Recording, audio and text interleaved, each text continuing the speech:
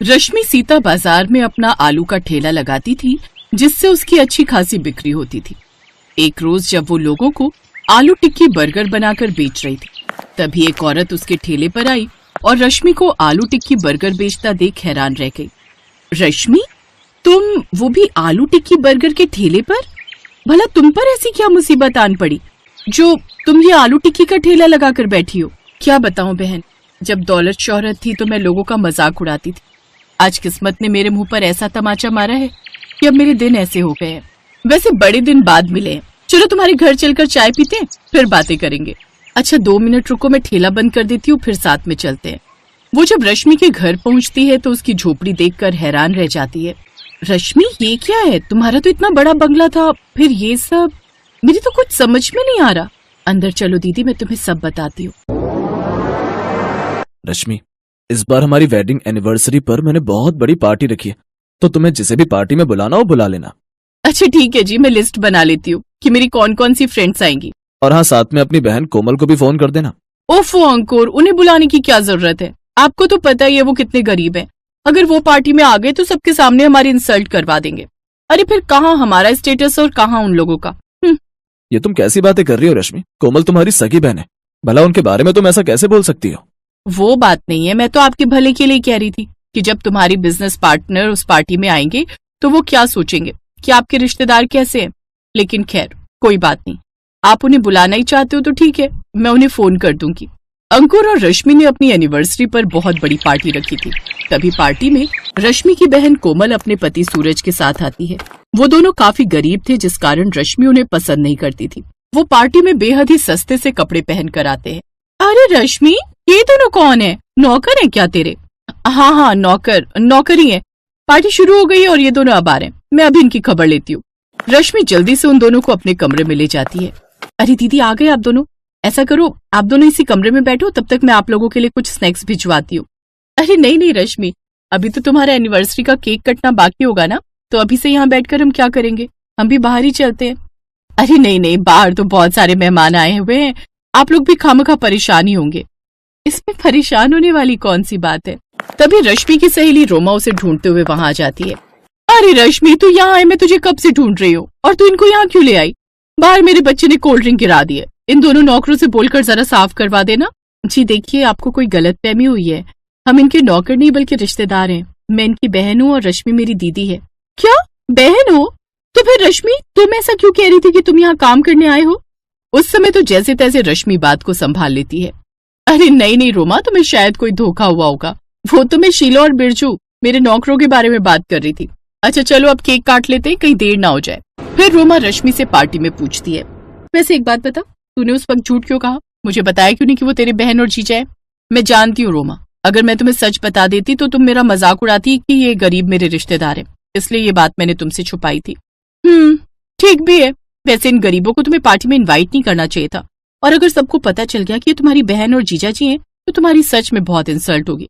सच कहूँ, इनसे अच्छे कपड़े तो तुम्हारे घर के नौकर पहनते हैं। क्या करूँ यार, मैं तो खुद इनको नहीं बुलाना चाहती थी, वो तो अंकुर की वजह से मुझे इनको बुलाना पड़ा। उन दोनों की ये सारी बातें कोमल सुन लेती है और वो सब सुनकर कोमल को बड़ी ठेस पहुंचती है। वो जल्दी से अपने पति के पास जाती है और कहती है, चलिए जी अब घर चलते हैं। लेकिन अभी हम कुछ देर पहले तो आए थे, फिर तुम्हें अभी क्यों जाना है? बस आप चलिए, मेरा अब यहाँ रुकने का मन नहीं है। किसी ने तुमसे कुछ कहा क्या कोमल?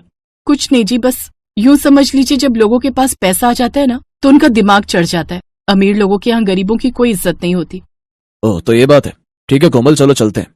वो दोनों बीच पार्टी से चले जाते हैं, लेकिन रश्मि को इन सब से कोई फर्क नहीं पड़ता। वो तो बस अपनी अमीर सहेलियों के साथ पार्टी एंजॉय करती है। ऐसे कुछ दिन बीतते हैं। अब धीरे धीरे अंकुर को बिजनेस में घाटा होने लगता है। अपनी कंपनी को फिर से उठाने के लिए वो कई बैंकों से लोन ले लेता है, लेकिन उन सब के बावजूद भी वो अपनी कंपनी बचा नहीं पाता। पता नहीं कोमल क्या हो रहा है, कई महीनों से मुझे कोई नया टेंडर नहीं मिल रहा, ऊपर से बिजनेस में भी खूब घाटा हो रहा है, ऊपर से मेरे ऊपर इतना सारा लोन है कि उसे चुकाने के लिए मुझे अपनी कंपनी और ये घर बेचना पड़ेगा। कंपनी को बेचकर भी मेरा लोन पूरा नहीं हो पा रहा, इसीलिए कोर्ट ने इस घर को बेचकर लोन पूरा करने का फैसला किया है। हम बर्बाद हो गए रश्मि, हम सच में बर्बाद हो गए। मैंने बहुत सारे गरीबों का हक मारा है, शायद इसीलिए मेरे साथ ऐसा हुआ है। पिताजी सही कहते थे, जब भी कोई काम करना पूरी ईमानदारी के साथ करना। अगर मैंने उनकी बात मानी होती तो आज मेरे साथ ऐसा कुछ नहीं होता। अंकुर अपनी एक्सपोर्ट कंपनी को बचाने की बहुत कोशिश करता है, लेकिन उसका घर भी नीलाम हो जाता है। अब उनके पास रहने के लिए कोई भी जगह नहीं होती। अब हमारे पास रहने का बिल्कुल भी ठिकाना नहीं है। लगता है पास के गांव में ही झोपड़ी डालकर रहना पड़ेगा। हमारे बुरे वक्त में आपके सभी रिश्तेदारों और मेरी सभी सहेलियों ने भी मुंह मोड़ लिया। आज पता लग रहा है, इंसान जितना अमीर होता है वो दिल से उतना ही गरीब होता है। मैंने अपनी बहन की गरीबी का बहुत मजाक उड़ाया था, शायद इसीलिए आज हमें ये दिन देखने पड़ रहे हैं। अब वो लोग गांव में एक झोपड़ी डालकर रहने लगते हैं। राजेश उसी गांव में दिहाड़ी मजदूरी करके अपना घर चलाता है, लेकिन कुछ समय बाद उसकी तबीयत खराब होने लगती है, जिससे वो अब घर में ही रहने लगता है। थोड़ी बहुत जो बचत थी उससे उसकी दवाइयां आ गई। आप आराम करिए जी, मैं लाला से कुछ राशन उधार लेकर आती हूँ। लेकिन उसके पास तो पहले से इतना उधार चल रहा है, फिर और उधार देगा क्या वो? पता नहीं, लेकिन एक बार कोशिश तो कर ही सकती हूँ।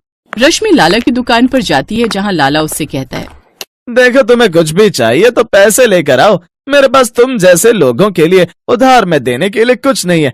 चलो अब निकलो यहाँ से। वो लाला उसे दुत्कारते हुए वहां से भगा देता है, जिससे रश्मि को बहुत बुरा लगता है। अब समझ आ रहा है बिना पैसे के इंसान की कोई इज्जत नहीं है। अब मुझे कुछ भी करके पैसे कमाने होंगे, नहीं तो ऐसे तो गुजारा करना मुश्किल हो जाएगा। लेकिन मैं काम शुरू भी करूँ तो क्या करूँ? इसी दुविधा में वो घर की ओर आ रही थी, तभी उसकी नजर एक गोलगप्पे वाले के ठेले पर जाती है। ठेला, हाँ, मुझे तो बहुत अच्छी आलू टिक्की बर्गर बनानी आती है। अंकुर को भी मेरे हाथ की आलू टिक्की बर्गर बहुत पसंद थी। हाँ, मैं यही काम करूंगी। अब रश्मि अपना सोने का मंगलसूत्र और अंगूठी बेचकर जरूरत का सामान लाती है और साथ ही आलू टिक्की बर्गर बनाकर बेचने लगती है। उसके हाथ की आलू टिक्की बर्गर सबको पसंद आती है, जिससे उसका घर खर्च अच्छे से चलने लगता है। धीरे धीरे अंकुर भी ठीक हो जाता है और अब वो भी रश्मि के साथ ठेले पर काम करने लगता है। इसी तरह वो हर दिन ठेले पर बर्गर बनाकर बेचते। उस रोज कोमल उसके ठेले पर आई, फिर उसके साथ उसके घर। अपनी बहन की आपबीती सुनकर कोमल को बड़ा दुख हुआ। तुम चिंता मत करो, मैंने और सूरज जी ने मिलकर कुछ पैसे जमा किए थे, जिससे हमने शहर में एक दुकान खोली थी। ऊपर वाले की दया से हमारा काम काफी अच्छा चल पड़ा है और हमने खुद की फैक्ट्री भी खोल ली है। अब आप और जीजा जी हमारे साथ शहर ही चलिए और वहीं हमारे साथ रहिए और काम कीजिए। अब रश्मि को अपने किए पर बहुत शर्मिंदगी थी। अब वो रश्मि के साथ उसी के घर में खुशी खुशी रहने लगी।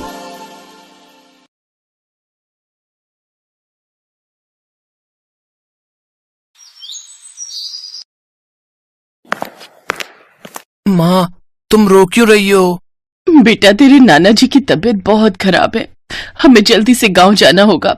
पर माँ, नाना जी को क्या हुआ? ललिता की बात सुनकर छोटा रौनक भी उदास हो गया। ये कहानी है ललिता और उसके 6 साल के बेटे रौनक की। ललिता के पति मुकेश की बहुत पहले ही मौत हो गई थी। मुकेश के जाने के बाद रौनक की जिम्मेदारी ललिता पर ही थी। वो मेहनत मजदूरी करके रौनक और अपना पेट पाल रही थी। उस दिन ललिता को पता चला कि उसके पिताजी की तबीयत बहुत खराब है और वो अपनी आखिरी सांसें गिन रहे हैं। ये सुनते ही ललिता ने फौरन कुछ कपड़ों की एक पोटली बनाई और रौनक को साथ लेकर रेलवे स्टेशन की तरफ पैदल ही चल पड़ी। माँ, हम ट्रेन से जाएंगे? हाँ बेटा, इस टाइम गांव जाने के लिए कोई बस नहीं मिलेगी, इसीलिए ट्रेन से जाना पड़ेगा। अच्छा सुनो माँ, कुछ खाने को है क्या? बहुत भूख लग रही है। ललिता के घर से रेलवे स्टेशन की दूरी बहुत ज्यादा थी और पैदल चलते चलते रौनक को बहुत तेज भूख लग गई थी। ललिता ने अपनी पोटली खोली तो उसमें 2 सूखी रोटी रखी थी और साथ में एक प्याज था। सूखी रोटी देखकर रौनक का मुंह बन गया, लेकिन वो भी जानता था कि उसकी माँ ललिता और वो बहुत तेजी में स्टेशन के लिए निकले थे। रौनक ने चुपचाप रोटी और प्याज खाया और ललिता की गोद में ही सो गया। फिर थोड़ी देर बाद, उठ रौनक, देख ट्रेन आ गई, चल बेटा जल्दी उठ जा। अरे वाह, कितने दिन बाद आज हम ट्रेन में जाएंगे। रौनक को ट्रेन में बैठने की खुशी थी, लेकिन ललिता के आंसू थम नहीं रहे थे। उसे तो अपने पिता की चिंता सता रही थी। पूरे सफर के दौरान रौनक बस खिड़की के पास बैठकर बाहर की चीजों को निहारता रहा। वहीं ललिता बस सीट पर पीछे सिर टिकाए बैठी रही और अपने पिता की सलामती की दुआ करती रही। लेकिन ऊपर वाले को तो कुछ और ही मंजूर था। ललिता के पिता की मौत हो चुकी थी। उस दिन ललिता बहुत रोई। पिता का अंतिम संस्कार कर ललिता रौनक को लेकर वहां से चली आई। पिता के गम में वो ये बात भूल ही गई थी कि उसके साथ छोटा बच्चा भी है और रास्ते में। माँ, भूख लगी है। रौनक की बात सुनकर ललिता को होश आया। उसके पास रौनक को देने के लिए कुछ नहीं था। तभी वहां से एक आदमी गुजरा जो चिप्स और केक बेच रहा था। भैया, चिप्स हैं क्या? नहीं, चिप्स तो नहीं है, लेकिन बस ये एक केक बचा है। अच्छा, कितने का है? छोटे वाले तो सारे बिक गए, बस ये 60 वाला है। बताइए, दे दूं? ललिता ने अपनी साड़ी के पल्लू में लगी गांठ खोली तो उसमें कुल मिलाकर बस 40 रुपए ही थे, जिन्हें देखकर वो केक वाला खुद ही वहाँ से चला गया। रौनक भी समझ गया कि केक लेने के लिए उसकी माँ के पास पैसे नहीं है और खिड़की की तरफ देखने लगा। रौनक बहुत ही समझदार था, उसने अपनी माँ से फिर कोई जिद नहीं की। कई घंटों के सफर के बाद ललिता और रौनक अपने स्टेशन पहुंच गए। वहां पहुंचते ही रौनक रोने लगा। ललिता समझ गई कि अब रौनक से भूख बर्दाश्त नहीं हो रही है। तभी वहां एक दुकान से आवाज आई, पूरी सब्जी खा ले, 20 रुपए में ही है। उस आदमी की आवाज सुनकर ललिता को ऐसा लगा जैसे उसकी मुराद पूरी हो गई। ललिता ने सोचा कि वो 2 आलू पूरी खरीदेगी, एक रौनक खाएगा और एक वो भी खा लेगी। उसने भी तो 2 दिन से कुछ नहीं खाया था। ललिता ने 40 रुपए देकर आलू पूरी खरीदी। उसमें बहुत थोड़े से आलू और सिर्फ 2 ही पूरियां थी। ये देखकर ललिता ने अपना डिब्बा भी रौनक को दे दिया। रौनक ने पेट भरकर खाना खाया और फिर शाम को, माँ, पेट में बहुत तेज दर्द हो रहा है और 3 बार उल्टी भी हो चुकी है। इतना कहते ही रौनक बेहोश हो गया। ललिता फौरन उसे डॉक्टर के पास लेकर पहुंची तो डॉक्टर ने उसे बताया कि रौनक को फूड पॉइजनिंग हुई है। ललिता को समझते देर नहीं लगी कि ये सब उस आलू पूड़ी की वजह से हुआ है जो उसने रेलवे स्टेशन से खरीदकर रौनक को खिलाई थी। फिर पूरे 1 हफ्ते बाद जब रौनक की तबीयत में कुछ सुधार हुआ तो उसने अपनी माँ से कहा, माँ, वो आलू पूरी बहुत ही गंदी थी, मैं उसी से बीमार हुआ हूँ। पता नहीं मेरे जैसे और कितने बच्चे बीमार होंगे उन गंदे अंकल की आलू पूरी खाकर। रौनक ने लाख-टके की बात कही थी, जिसे सुनकर ललिता सोच में पड़ गई। और फिर थोड़ी देर सोचने के बाद ललिता को उसके जीवन का मकसद मिल गया और नया रोजगार भी। ललिता ने स्टेशन के पास ही अपनी नई झोपड़ी बनाई और वहीं बड़ी सी कढ़ाई रखकर एकदम ताजी आलू की सब्जी और गर्मा गर्म पूरियां तलने लगी। आ जाओ, बस 20 रुपए में 6 पूरी और ढेर सारी सब्जी खा लो। उसकी बनाई आलू पूरी बहुत ही स्वाद बनी थी और सिर्फ 20 रुपए में अब वहाँ हर किसी का पेट भर रहा था। तभी वहाँ एक औरत आई, उसके साथ एक छोटा बच्चा भी था, जिसे देखकर रौनक ने कहा, आराम से खाओ और जितना जी चाहे उतना खाओ।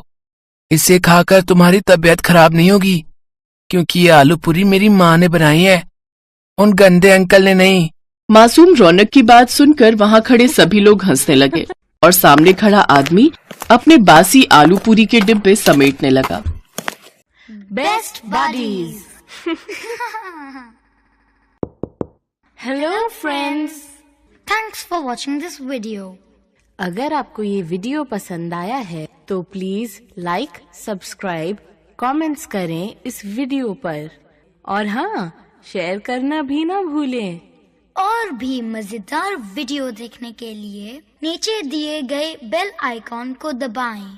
देखते रहिए बेस्ट बडीज।